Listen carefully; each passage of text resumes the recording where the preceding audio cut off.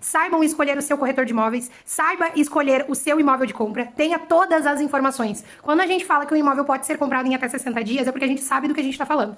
Mas existe algumas coisas que vocês precisam prestar atenção no histórico desse profissional, no conteúdo que ele faz nas redes sociais. E aqui nem é a Laiana corretora que está falando, é a Laiana pessoa, a Laiana que também entende de imóveis, a Laiana que também compra, que também aluga.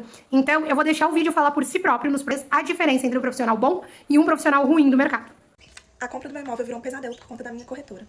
Tem 8 meses que eu estou no meu processo de compra do imóvel, financiamento bancário, enfim, registro no cartório e ainda não estou com as chaves da minha casa. Por quê? Porque a minha corretora não me dá o apoio que ela deveria dar. Tudo começou quando eu comprei um imóvel de herança. Ai, que não se deve comprar imóvel de herança, que seu erro começou aí. Ai, gente, verdade, mas é meu primeiro imóvel, como é que eu ia saber? Meu erro começou aí mesmo, mas principalmente começou porque eu tive uma escolha ruim de corretagem. Enfim, comprei a casa, amei, fiquei apaixonada desde a primeira vez que eu entrei lá, falei, vai ser esse imóvel. Até aí tudo bem.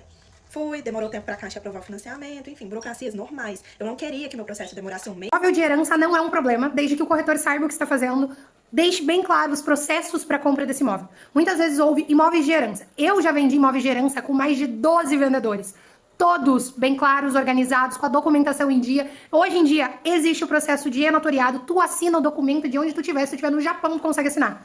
Então já começa com a falta de clareza do profissional que atendeu ela. Eu vou botar mais um pedaço do vídeo para vocês assistirem. Algo que vocês têm que saber e vasculhar o perfil desse corretor, entender se ele sabe do que ele está falando, se ele já trabalha, se ele conhece o processo de financiamento. Não é só vender a qualquer custo, é vender sabendo o que está vendendo.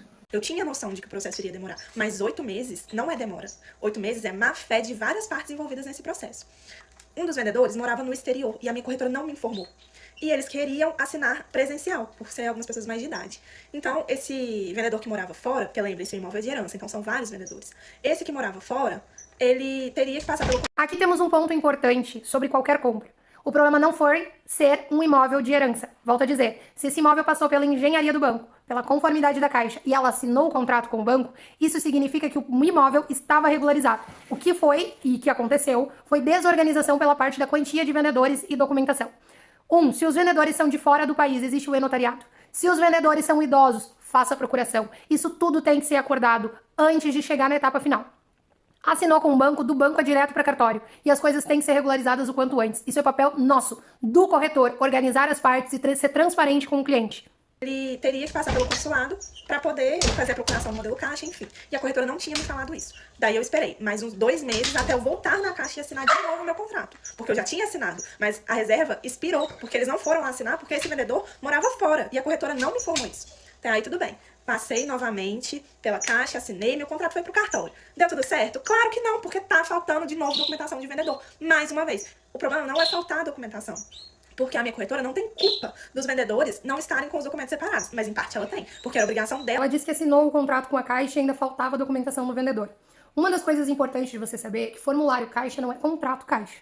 Então, se falta documento do vendedor, o processo não foi para conformidade ainda. Então você não assinou o contrato com o banco. Isso, mais uma vez eu volto a dizer, é papel do corretor te explicar claramente como funciona o processo de financiamento e todas as suas etapas. Chegou no registro, faltou documentação do vendedor. Gente, a primeira coisa que tu faz quando agencia um imóvel é reunir toda a documentação da parte vendedora, organizar os processos. Quando são mais que os vendedores, eu busco sempre ter o máximo de clareza e acesso a todos os vendedores desse imóvel. A clareza parte do corretor.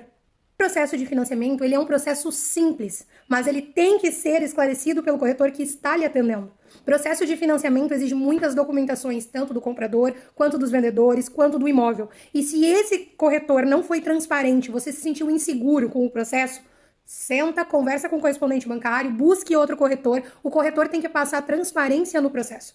Uma das coisas que eu sou geralmente chata é isso. Eu explico em detalhes todo o processo do financiamento, todas as taxas cartorárias que você vai precisar pagar, como funcionam os descontos. Então, assim, eu prefiro ser uma corretora que passa clareza e segurança no processo do que uma que vende a qualquer custo, que dá problema depois. Ela não conferiu sequer que um dos herdeiros morava fora do Brasil. Quem dirá conferir documentação? Aí agora, já tem quase um mês que o meu imóvel está no cartório, eu não tenho as chaves da casa, eu não tenho previsão de me mudar, porque eu mando mensagem pra ela, ela não me responde, eu ligo, ela não atende, tá aí desaparecida. Só tá virando uma frustração, gente. Juro, o que era pra ser o momento mais feliz da minha vida tá me deixando com tanta raiva, tão indignada, que eu não estou conseguindo sentir prazer em comprar um imóvel.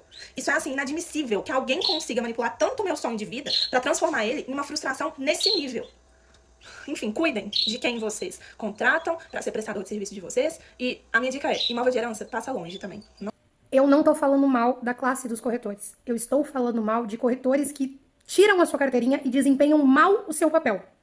Somos amparados pela lei, somos certificados, somos penalizados por um mau atendimento. E aqui, para mim, vai a maior falha desse processo. Corretora não atende, não responde, não retorna as ligações. Falta de transparência total, certo? Então, assim, quando você for escolher um profissional, sigam o conselho dessa pessoa. Escolham um profissional com transparência, com clareza, que fale abertamente sobre todo o processo com vocês. Eu falo disso sempre. Escolha um profissional que saiba, que tenha em seu currículo um histórico de entendimento sobre financiamento, sobre banco, sobre compra e venda.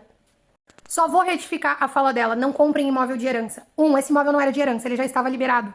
2, a experiência dela foi ruim. Imóveis de herança também podem ser comprados, processos de inventário podem ser regularizados.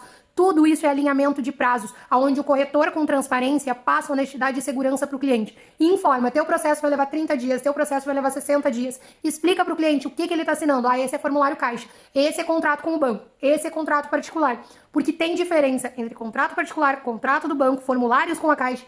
Tem as diferenças de documentação e tem as diferenças de processo. É simples de entender, mas precisa escolher um corretor que entende e que transparece isso para vocês.